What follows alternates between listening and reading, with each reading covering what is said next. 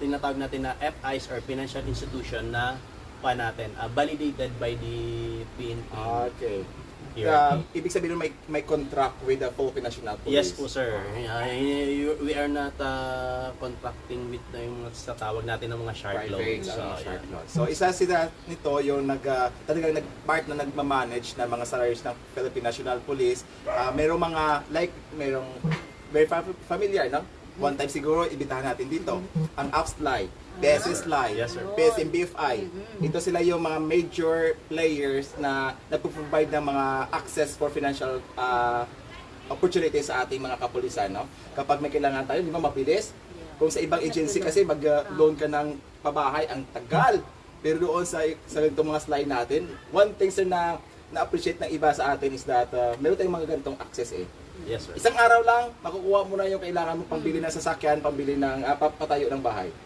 Yun sir, sa part naman ng finance service, especially yung RFSO 6, as much as possible, yung hindi natin ini-stress yung Yes. mga personals yung PNP personals natin, kung ano yung mga kailangan nilang i-transact ng mga documents sa RFSO 6, dapat as much as possible, kung pwede nga, within 15 minutes, may provide natin sa kanila. Right. Tapos, with the technology that we have right now, tapos, pasok naman siya sa mga, sa mga guidelines natin. So, para mas mapadali, kahit kung saan silang assignment, na ibibigay natin sa kanila mismo yon.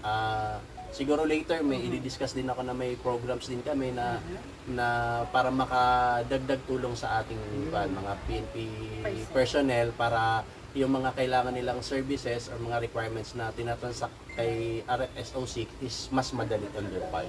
So, tutok lang sa mga viewers naton for more details. So, happy viewing dira kay Sir Romel Dilag, kay Sir Harold at Saban Mondihar, kay Sir Noel Bernabe. Basta dyan siya ma'am, kay kang una bala, aside from the fact nga ang finance service, sa akong experience for the past 20 years, nga nadidak sila. Pero ang good thing there is, nadidak nila nga itong sweldo for the remittances para sa ating mga loans. Pero ang kagandahan doon is, the finance service man yung nag-initiative na hindi lahat ng pays natin, ng allowances natin, di pwede i-loan. Yes. The good thing na they put us the limit, parang sila ito yung nag-recommend for putting a limit na dapat lalaki din yung mga take home pay natin. Hanggang dito lang. Hanggang dito lang. Oo.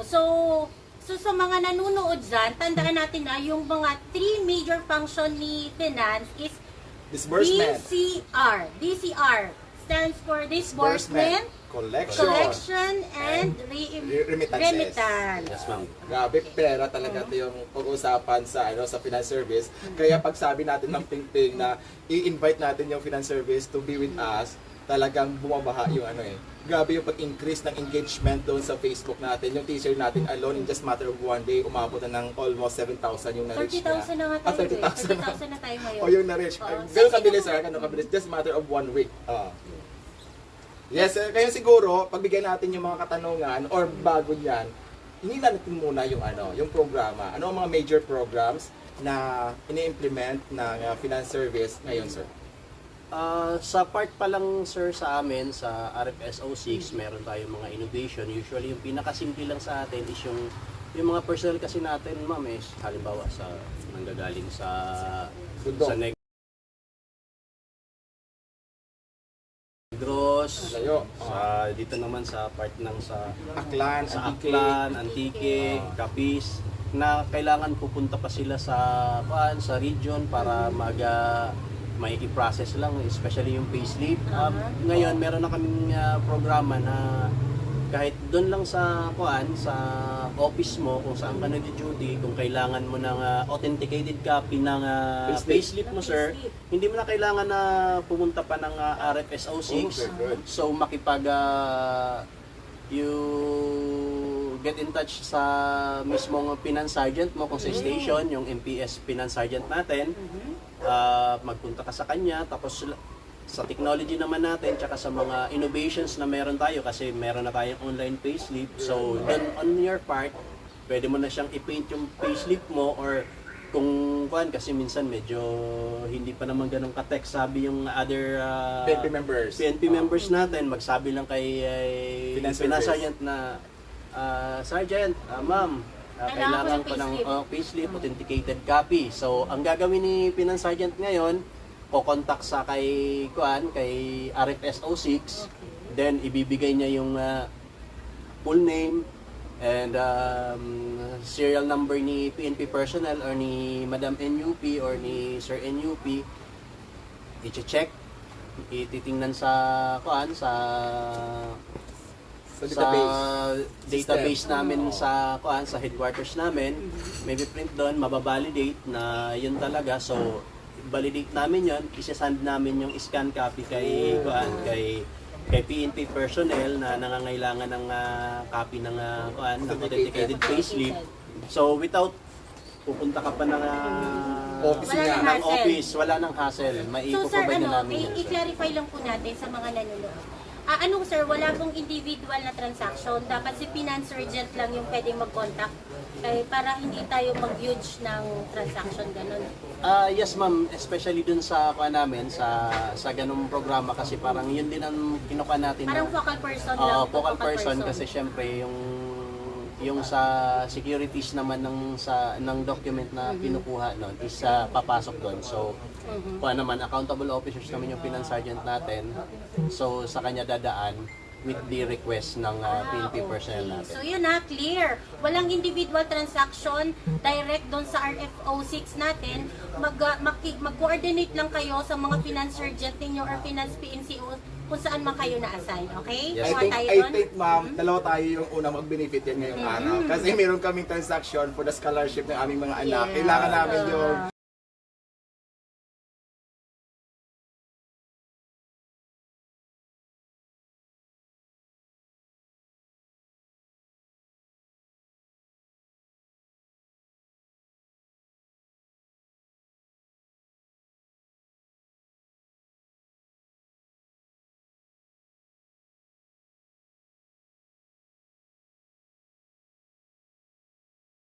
authenticated copy na yan. So, tayo na. Alam na natin. Alam na natin. Hingi lang kami ng authenticated copy. Hindi na kami kailangan pumunta ng region. Talagang ano siya suit sa Pero ako time po- ngayon na kailangan natin i-limit yung mga travel natin kahit tayo mga frontline na personnel, kailangan natin i-limit yung travel natin. Just imagine kung sa Aklan ka, how many area pumuluyo, no? So this time with this innovation ng finance service, I think that would benefit first the Yeah, Philippine big help National talaga. Police. At saka malimit yung hours na mawala yung tropa natin doon sa station na very busy pa sa pag-secure sa mga distribution ng IX, yung pag-implement ng mga basic health protocols. Thank you so much, Finance Service. Tapos may idagdag din ako Ma'am Ping tsaka Yes. Sir Francis. Although matagal na to pero medyo yung iba siguro Hindi aware. hindi pa siguro aware. Yes. Yung land bank natin siguro meron naman na kayong Yun. yung i-access, di ba Ma'am? Siguro yung kuhaan natin, yung other personnel natin na hindi pa siya naka-enroll sa i-access, ini-encourage namin sila na mag-enroll sa i-access kasi hindi mo na kailangan, pag may i-access ka, hindi mo na kailangan na pumunta pa sa ATM. Online transaction lang, may data ang cellphone mo. May wifi naman ang Opo. station. Tapos ang kagandahan pa doon ma'am, sa part din kasi sa tinuturo din namin, nagkakandak din kami ng financial management and financial literacy. Sa i-access kasi ma'am, nakikita mo yung mga pumapasok at lumalabas. So isa yon sa pagiging financially literate na dapat you have a tracking Tracking ng mga ng expenses mo. expenses mo. Kaya yun ang maganda. So we encourage other personnel na hindi pa naka-enroll sa i-access na go to the nearest land bank or meron Online naman sila. may online transaction din na makapag-enroll ka sa i-access. i-access, please do kasi ang laking tulong. Kanina pagsabi ni Sir na yung mga personnel natin na hindi pa nag-enroll sa i-access, pa-explain nun kayo. Ay, Sir, clarification po may nagtanong, sir. Yes po, Yung ma'am. salary po ba na ATM ng mga kapulisan natin, I think Mrs. ang nagtanong nito.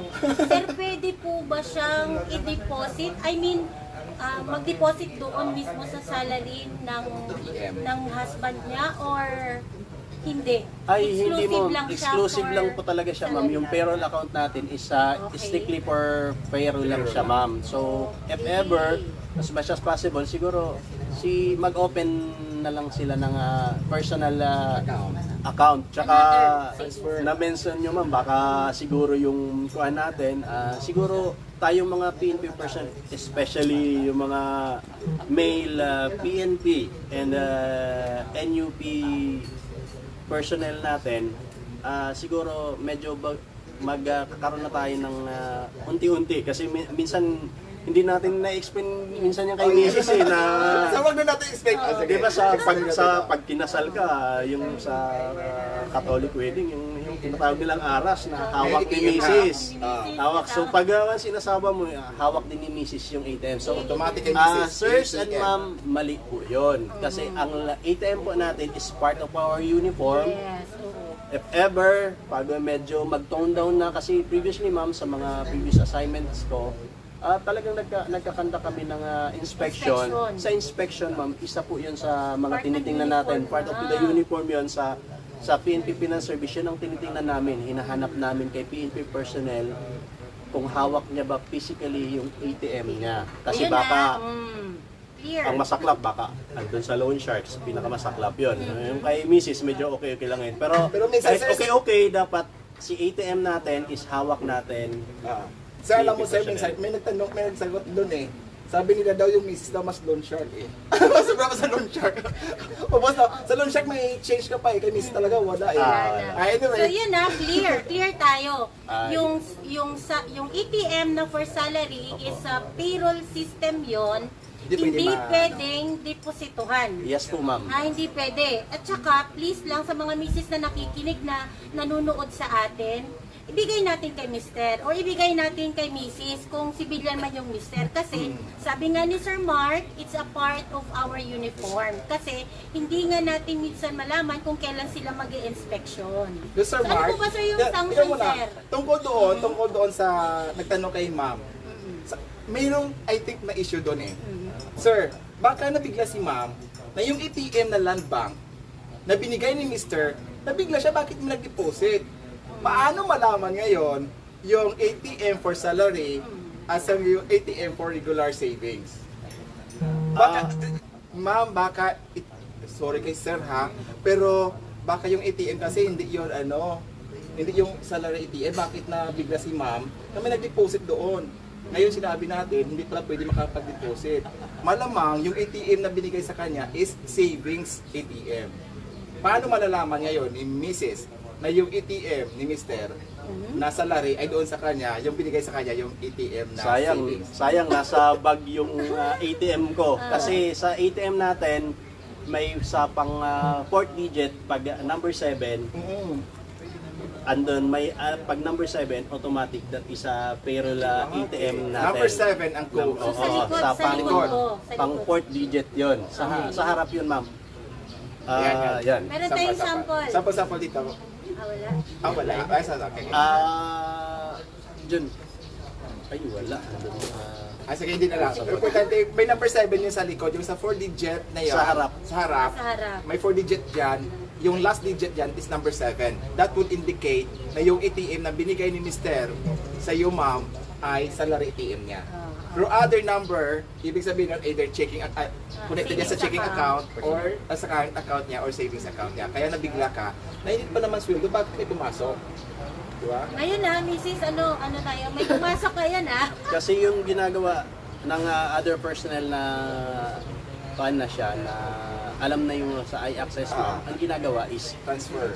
ibabang transfer. So as much as possible tayong mga mister, so i-kuha na lang natin, encourage na lang natin si Mrs. na mag-open ng land bank account din para automatic pag pumasok na yung sahod natin, ita-transfer lang natin through i-access yung para kay Mrs. So sir, clear lang natin. Bawal deposituhan pero pwede mag-transfer. Yes po ma'am, Okay. yes po ma'am. Sa i-access, as is part na services siya ng land Yes, bank. ma'am. Pero sir, meron recently na mga may nag-raise ng concern, especially yung mga trainee natin, yung mga bago, yung mga recruit natin, na nagsabi daw sila na bakit may nawala doon sa ATM. In fact, they raise it the concern sa land bank. Pero hindi yung problema natin sa sa finance service because automatic naman nakikita doon na ganito yung balance nila. Pero bakit after some time, merong nawawala? Kaya yung advice ng land bank sa kanila, I don't know if it's true, pero ito yung sabi ng mga ilang kapulisan na natin, na kung dumating yung salary natin, automatic i-transfer natin sa isang account natin. I don't know what happened. Is it true? May nangyayari na mga ganito? Yun ang problema kasi dyan, sir, is baka siguro sa kay personnel lang, wala kasing gano'n na pwedeng mawala pag pumasok na doon sa kanya. Kasi ang yung funding warrant na, yung sahod natin, talagang dumadaan siya ng true validation, dadaan kay land bank. Pag i-credit na, imposible na mababawasan o mawawalan. So kaya nga, kung si PNP person natin, kahit yung nasa trainee pa, pwede naman mag-open ng i-access, makikita niya doon yung financial history ng kanya, ng ATM niya, sir. So, sa kami, ito yun di ba may password tayo? Yes po, sir. Paano yan nangyari na ma-withdrawhan ng walang password? Tapos kung may ganun silang doubt, pwede naman po tayong pumunta sa kailan bank, manghingi tayo ng financial statement natin para makita yung sinasabi natin. Kasi andun naman po lahat yun, reflected yung lahat doon. Sir, last question na lang po tungkol sa ATM. Yes. Sir, since sir, halos lahat ngayon dahil sa pandemic, mahilig na po shopping online. Opo. Yung ATM po ba natin, pwede natin i-link, example, sa Shopee or sa Lazada or any online Shops, mga online Opo. shops. Yung automatic na i-deduct na lang doon, pwede po ba yun? Pwede siya, ma'am, kasi yung ATM natin is also a debit card. So Okay. parang na rin siya. Mastercard. Yes po. Pwede mo na siyang Ganun ka updated na. kasi sana din ako na gagamit din natin yan sa sa online shopping. Pero kung ako talaga ay advise, limit niyo yung online shopping. Hindi siya safe. financially sound. Hindi siya financially sound. Minsan kasi baka pumunta kayo sa mga site na kumukuha ng data, baka Pero kuha naman sa atin, ma'am, yung sa i-access kasi baka yung ibang person natin baka ma-hack. Pero hindi naman po, ma'am, kasi every time na may financial transaction tayo, especially yung pagbabayad or pagka-transfer, si Land Bank mainframe mismo is nagpapadala ng OTP or one-time PIN. Opo. Tapos yung one-time PIN na yun is papasok yun sa Cellphone. mismong cellphone mo Yes. na binigay o nilagay mo doon na registered mo nung pag-enroll mo ng kuan. Kaya very important din na i-update nyo yung data nyo, especially if you change SIM, no? Nag-change number kayo, nag-change phone kayo, i-update nyo yung land bank ng contact number para sa OTP na yan. Yes po, sir, kasi kuan yun, mawawala na yun. Doon ang punta ng OTP ni Land Bank, doon sa ni-registered natin. Yes. Sa mga misis dyan na maraming pagkatanungan tungkol sa ATM, pwede talaga kayo makapag-PM din sa ating Regional Finance Service 6. Meron silang Facebook page. Yes po. Pwede kayo PM doon for further details, no? At iba pang katanungan tungkol sa ATM. Ayan. So may sumagot na po dito, sir, si Alger. Sabi niya, yes sir, legit. 7 po, 4 digit. Yan. Wow, legit. Talagang Thank you, alam, thank- misis, alam talaga ng misis eh. Thank you, ma'am, for the validation.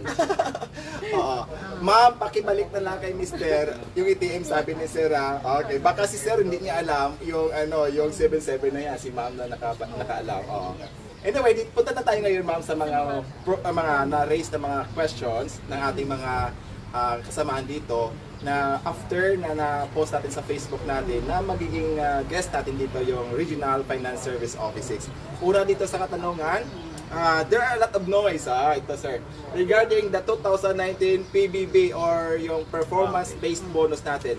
It was reported that the PNP was disqualified to receive the bonus, but our Chief PNP, General Guillermo Erizar, said he will submit an appeal. May chance pa kaya?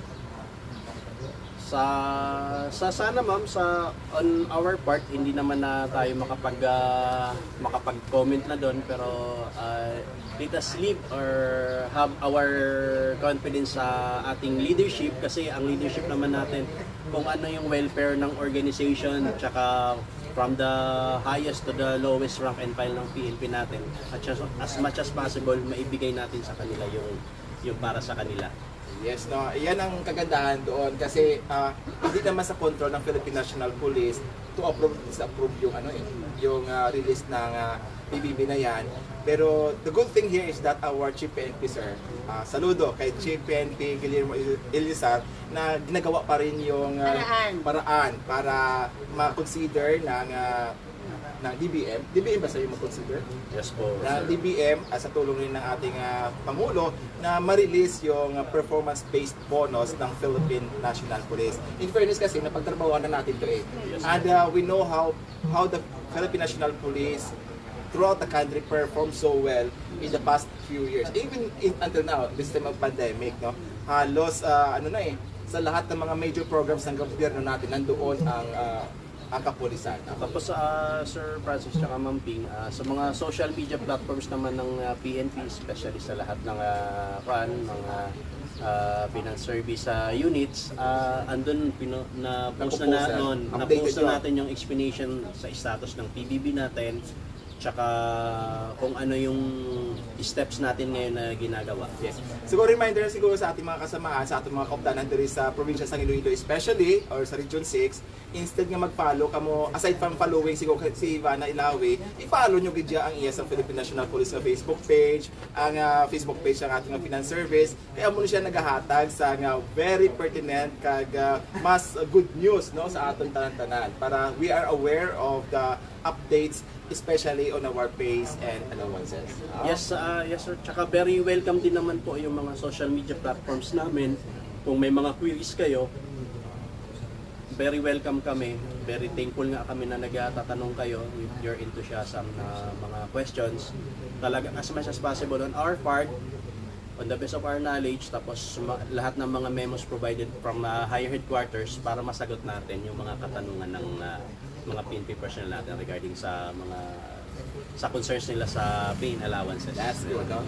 Ang kagandahan sa social media ngayon kasi hindi ka makatakbo talaga. You have to answer it. Sir, next question po Yes, tayo. ma'am. May information nga na wala na daw po yung CIP natin. CIP is, ano nga yan? Combat Incentive Pay. Incentive pay. Instead, hazard pay na lang daw, sir, will be given to PNP members. Who is entitled of the hazard pay po? All personnel or only those po under ECQ and ECQ areas lang po, sir? Pero bago yan isagutin ni Sir, good news! Check your ATM. Positive na ang CDP CIP. Aha, Oo, yes. ngayon. So ganito kasi ma'am, ang pay allowances na ni PNP, tatlo kasi. Yung tawag natin regular allowance, collateral allowance, and other allowances. So allowances, so si CDP, CIP natin, pumapasok siya sa collateral allowances. So ang definition ni collateral allowances are allowances given to PNP personnel under certain conditions.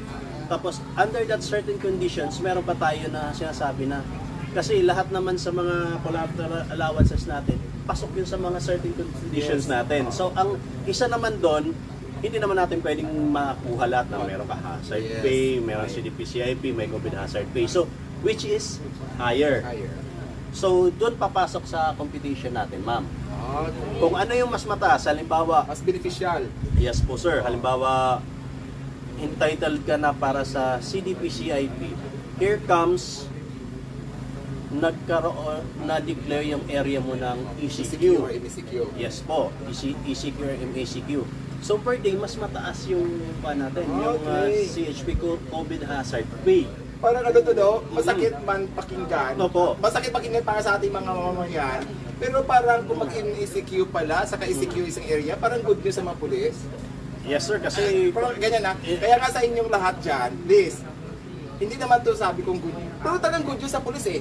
Kasi nung malaki yung allowances. Pero please, what we desire is, babalik na tayo sa normal, no? Kaya huwag kayong maging matigas ang ulo, stay at home, huwag mag-travel kapag para hindi na dumami ang cases ng ng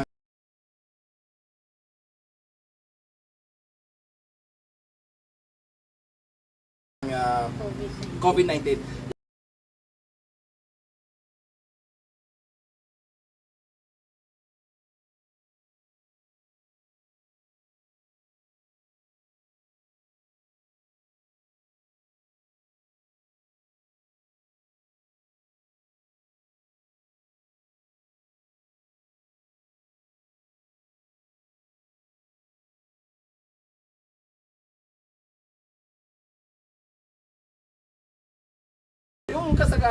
usually kasi sir, putuli ko kaunti kasi dari nga mga komunidad, sometimes ang pulis yung ginabantay nila para mag-face mask, para mag-social distancing.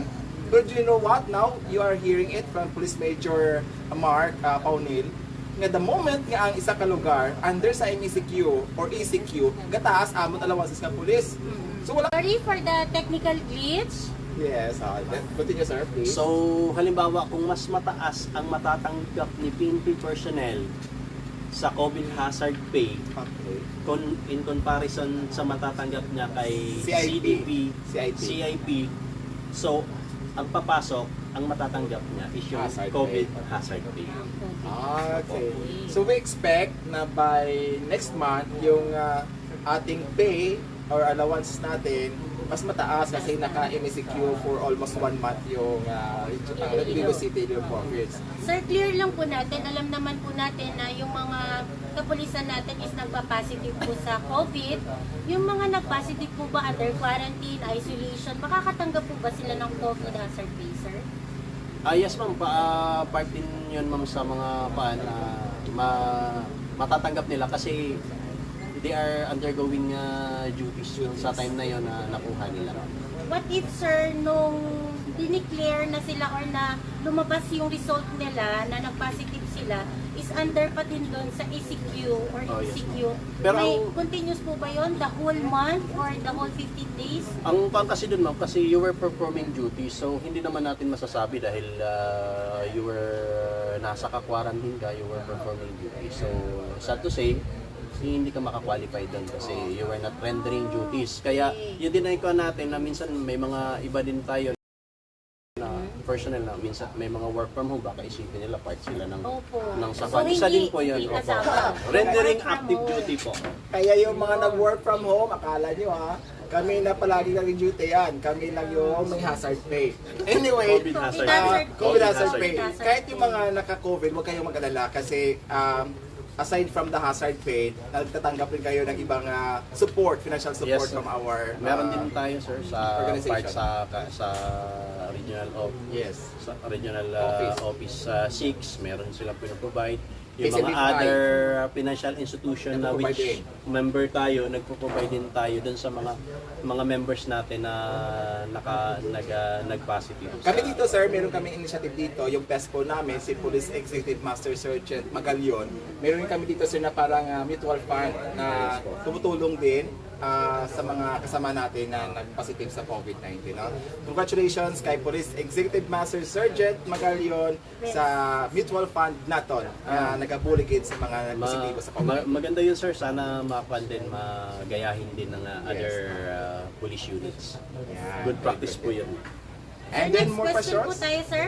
Is it true po ba, sir, that somebody is gaining interest for the unreleased or delay po, minsan, ng mga PNP fund natin, like pays and allowances? Totoo po ba yun? Alam mo Ma'am Pingping, PO1 pa lang ako. First year pa lang ako sa service, narinig ko na yan ng mga issues. Hanggang ngayon, Totoo po ba yun, sir? magre-retire na ako next year, parang ganun pa lang issue. Sir, is it true? Parang naalala ko tuloy yung sa Aladdin movie na yung sa kanta na Tale as Old as Time eh. Matagal na po yung ganyan ma'am sa natin ngayon sa process ng natin ng paying services natin. Malabo pong mangyari ng ganon kasi funding warrant po yun, tapos from funding warrant iikot sa lahat ng mga officers from headquarters for validation, then credited diretso kay Land Bank. Paano mo papakinabangan a piece of paper, andun si pangalan ng person natin, andun yung amount nila, paano mo yun magiging pera? Hindi po yun. So yun, klaro ha, walang nagbe-benefit dito kung meron man tayong delay. Minsan lang talaga sa system din. Yes ma'am, Kahit yan ang, nga, yun ang medyo masaklap, may kasi yung kaya nga na-invento yung sabing technical glitches natin ma'am, yun lang talaga ang nangyayari dyan, kaya medyo nagkakaroon ng delay. Pag technical glitches, we make sure na i-revalidate natin para tama yung na-i-credit natin kay personnel. Yun, Nothing klaro more, tayo, ha? nothing less. Nakita natin dito may mga advantages yung technology, pero dito nakikita rin natin na yung tao nagkamali nga eh, napapagod na na nag-iisip eh. tayo eh. Yes. Kahit lalo na yung machine na ginawa ng tao, di ba? So, wala yon. Kasi sabi nga ni Sir, di naman sila yung kumukuha ng pera doon sa land bank para i-distribute manually. Hindi, system yun eh.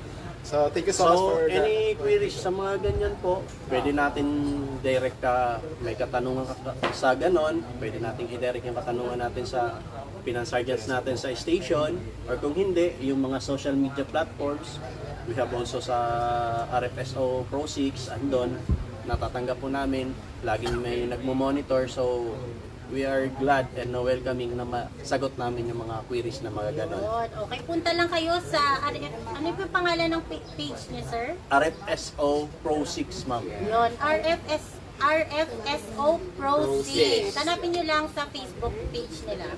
Sir, last question po. Amidst the pandemic, what are the challenge affecting the RFSO 6 po?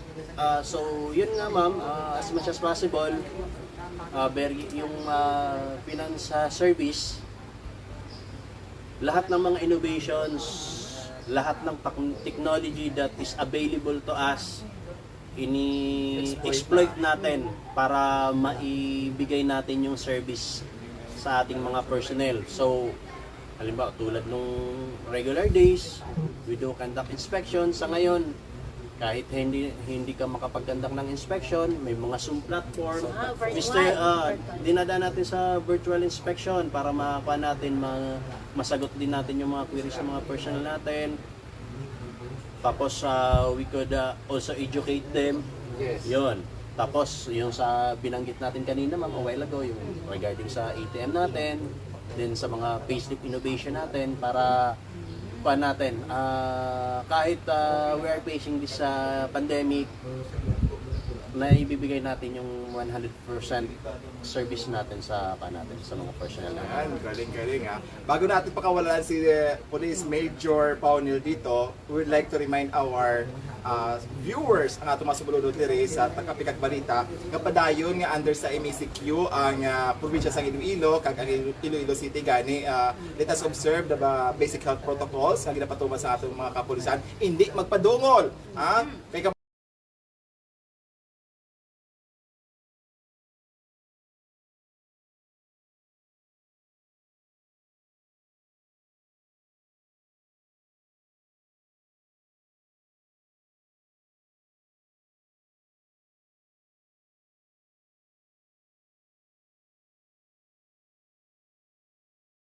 Balo na ka mo, nabatayan nyo na kang gina, the more nga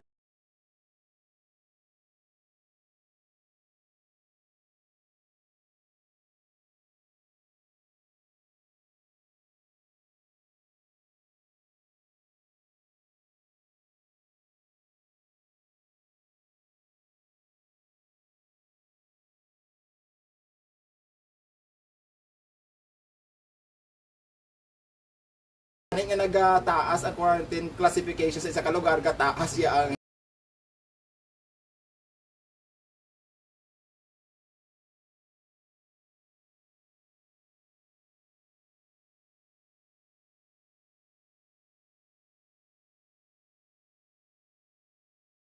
pulis ha. Hindi yang pulis inyo hadlukan ninyo COVID ha, COVID-19. And of course ang ginapadayaw gid sa Iloilo Police Provincial Office nga isang kita ka headquarters or opisina nga gina-consider sa DILG nga safety seal certified, no? We implement all the protocols and all the measures na lag. It's your chance nga mag-top na sa NAPOLCOM examinations, no? Kung na-fail ka mo thrice, it's your moment to shine, ladies and gentlemen. So basahan ninyo ang mga libro sa inyong mga hinablo sa inyong kabataan at mga grade 3, grade 4, grade 5 kaya na nagagawa usually ang mga exam sa entrance exam, no? Sa atong mga best practices padayon man gihapon na pag-welcome naton sa mga request for support, for intervention sa atong pag-ulikid desk. Kung may nakitaan ka mo dira na mga kapamilya ninyo nga medyo na depressed, please connect with us. We are a member of Task Force Pag-asa sa provincial government and we are doing our best para maka-intervene sa mga kapamilya naton na nag-suffer sa mga emotional stress or depression, no? Yes, so ato naman babayi-bangot tungod sa atong pandemic, padayon maghihapon ang mga activities naton, nagada kita gift giving or visitations, home visitation, at ini sa atong mga biktima balasang bawsig na. Yan, kaysa May ara sa aton nga 43 ka mga police stations, kung may ara ka mo da problema abot sa problema mag-asawa, ginasakit ka mo, at tulang ka mo sa atong WCPD, kaya ang atong 43 ka police station may ara gid na sila da kag 2 or 3 ka personnel para mag-cater sa inyo nga mga reklamo. Ag of course, ang aton nga mga nanay pulis padayon masagyapon sa pag-welcome kag pag-assist sa aton mga members sa mga gangs, no? Under our Batang Pamilya Project, gani sa aton mga kabataan dira sa mga members ng gang, engage your nanay police for a more productive and meaningful activity in this time of pandemic. Participate kamo sa kikidat naton kay kadamo sa proyekto, damo sa mga activities, kag gina-spearhead ang aton nga PICADU or Provincial Community Affairs and Development Unit para despite this pandemic, we can still be engaging a community activity nga very meaningful for all of us. Ha? Kag of course, padayon man Japon ang aton nga pag-welcome sa mga requests sa aton nga mga OFW. Sunod sa aton nga Provincial Director kay Police Colonel Gilbert Guerrero, ang aton nga OFW Online Help Desk open. 43 ka police stations ang handa nga mag-entertain, mag-action sa inyong mga request para sa inyong mga pinalangga sa kabuhi diri sa probinsya sang Iloilo. Yan. Kag of course, ginapansin natin ang bulig sa ating mga technical staff kay Police Staff Sergeant Geraldine Magbanwa, kay Inupi Majen Tutanes, sa kay Kapatrolman Haujan, kay Police Corporal Maria Lorly Biboso Lumawag, kay Magarza, thank you so much guys sa padayon natin yung pagsuporta sa sinya programa ang Kapikag Balita. Sir, before kita magtakop, bago po tayo matapos, any announcement po, advisories po dito sa ating RFSO 6 po, sir?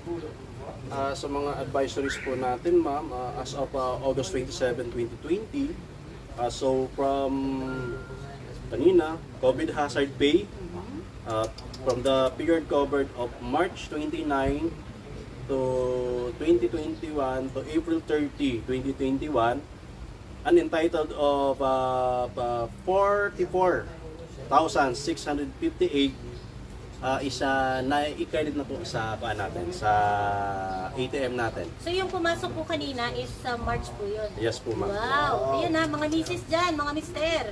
Meron na tayong pang groceries. Pero of course, one of the advocacies of our finance service is financial literacy, financial education. So please make use of your finances well. Buy only the essentials. Avoid mo na yung mga non-essentials. Minsan kasi kapag palagi tayo nag-online shop, very easy na kasi mag-add to cart eh. No? Mag-add to cart, lalo na with sabi nga kanina ni Sir Mark, yung mga i-access natin, pwede na natin makonect doon sa mga online shops na malaking temptation yan. Kaya off muna yung wifi. Always priorities our needs, not hindi yung wants. By the way, sir, sino nga pala yung head ngayon ng finance? Kasi si sir natin dito, si Police Major Mark Ahero Paul Neil, is the chief ng Revenue Collection Section and Disbursing Officer. Sino ngayon yung regional chief ng ating finance service offices? Our regional chief is under the leadership of Police Colonel Presenciano A. Landicho. He also give his thanks for the support and for the enthusiasm ng mga personnel natin na gusto nilang malaman yung mga nila, yung mga concerns nila regarding sa pay and allowance natin. Sa atin palang, sa ating mga tumalanaw, especially sa ating mga kapulisan, the truth was, wala kami nag-invite sa Finance Service 6. Sila mismo yung nag-initiate na gusto nila mag-join sa aton diri nga programa to give this information sa inyo tanan-tanan. Not only sa PNP members, but also to the PNP dependents who are many questions regarding sa mga pays and allowances ng aton kapulisan. Kasi very active kasi yung mga viewers nyo, sir. Kaya Yes. as much as possible, yun ang gusto namin, na very engaging yung mga natin, yung mga yung mga personnel natin para masagot natin sila tapos mapaliwanagan, ma-educate. Actually, Pagdating sa pay allowance. malaking pasalamat namin sa aming provincial director na talagang patuloy at malakas yung suporta sa programang ito, sa initiative. Of course, kay Police Brigadier General Harris Pama na we reach across the country and beyond actually dahil sa pag-share sa PNP, ano nga ma'am yung PD sa FP. PD sa FP, no? Lumalaki yung reach na programang ito at marami sir sa mga units sa ibang region actually ang na-inspire sa ganitong klaseng initiative. No? Sir, meron, sabi po dito, Pahabol. RFSO Pro 6, I thank you daw sir for providing us the information regarding our pay and allowance. Maraming salamat din. Maraming salamat din for being engaging. Salamat po. Sa mo yan to ang mga impormasyon kag balita nga muna tipon kada dulong para sa subong nga aga. Kami padayon gid nga nagapasalamat sa inyo nga suporta para mapamatian kag suportahan ang mga accomplishments sang inyo mga Ilonggo ka. Padayon na lang ang pagtibong sa the new big hit of Police Regional Office 6 ang hot duo sa IPPO ang Kape kag Balita. Sa liwan sa ngalan sa Provincial Director, Police Colonel Wilbert Correro, kami ang inyong mga